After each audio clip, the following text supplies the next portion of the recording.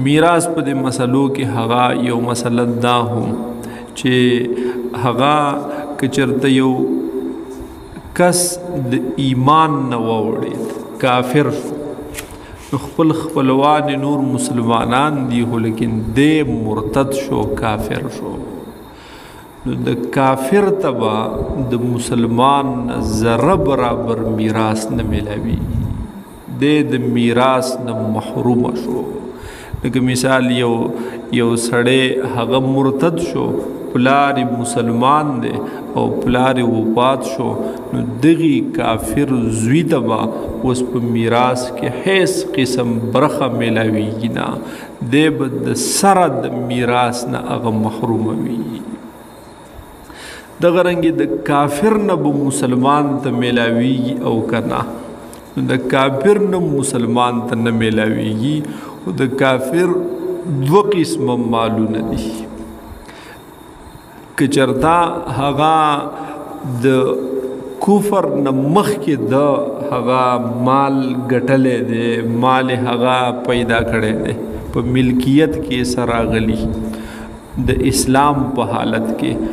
دغه به د مسلمان ته میلاوي که دی مړ شو مسلمان وارثان یو نو هغوی ته به دغه میلاویږي.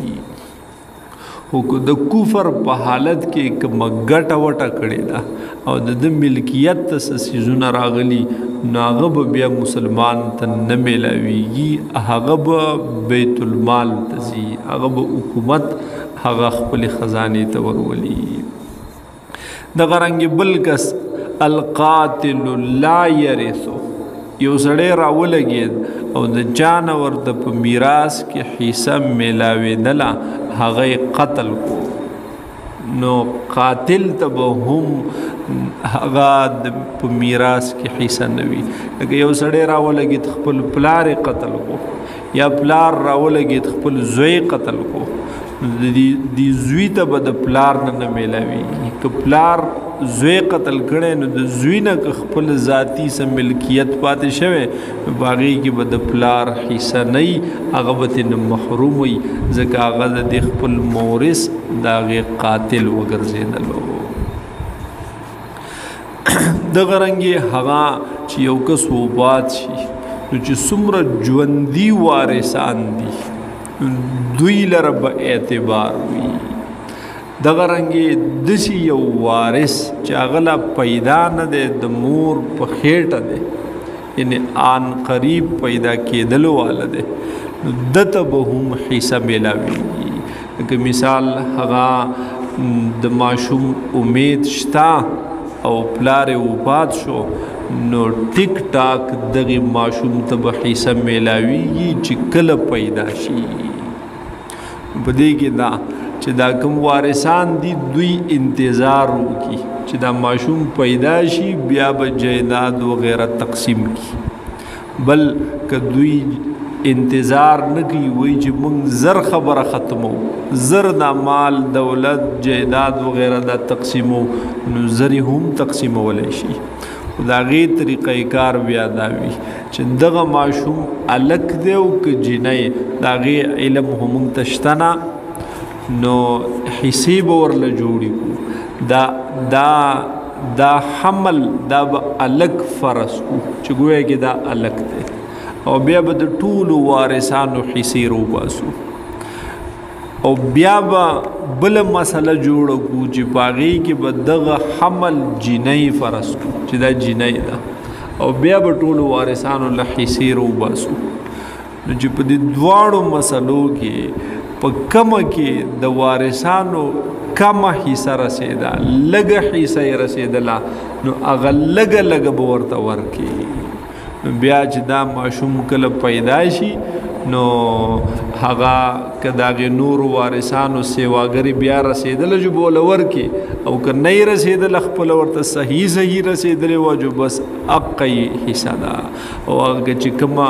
د موقوفه پاتې کړې وه باقي دي بچ کړې وه پاتې کړې وه هغه ما دغې ماشوم ته هغه میلاو شي. دغه رنګې بل یو مسله هغه ده یو سړی راولګېد خپلې ښځې له طلاق ورکو او طلاق رجعی ورکو یو طلاق ورل ورکو فلفظ د طلاق سرا یا ورل دو طلاق ورکل خو فلفظ د طلاق سرا دیتا طلاق رجعی ویل کیږي. طلاق رجعی داوی چې دا سړی په عدت کې دننا د خپلې بیبي ته رجوع کولی شي، د نوي نکاح ضرورت پکې نشته، بغیر د نوي نکاح نه دا ښځه د ښځه ده. نو اوس یو سړي طلاق رجعی ورکړی دی او په دې عدت کې دننا دا سړی وفات شو، نو د ښځې ته به هم حصه میلاویږي. د ښځه به د میراث د محرومین نه چې ذات ته خو یې پرېښودلې ستا به کې اوس حصه کم ده چې په دې عدت کې دنه وه او طلاق رجعي و، نو برخه به ورته میلاویږي. دغه رنګې بل یو سړي ښځې له 3 طلاق ورکړل، مغلظ طلاق دی ته وایي. یا مثال هغه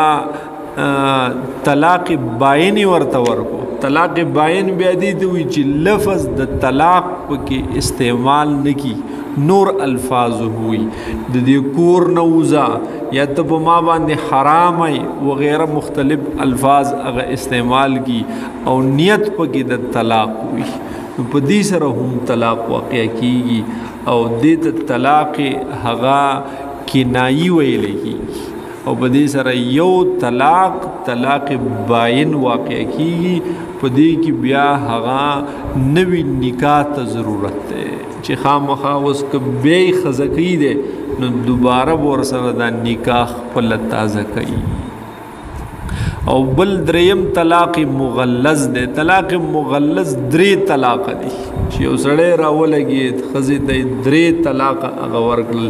دې ته مغلظ طلاق وایي.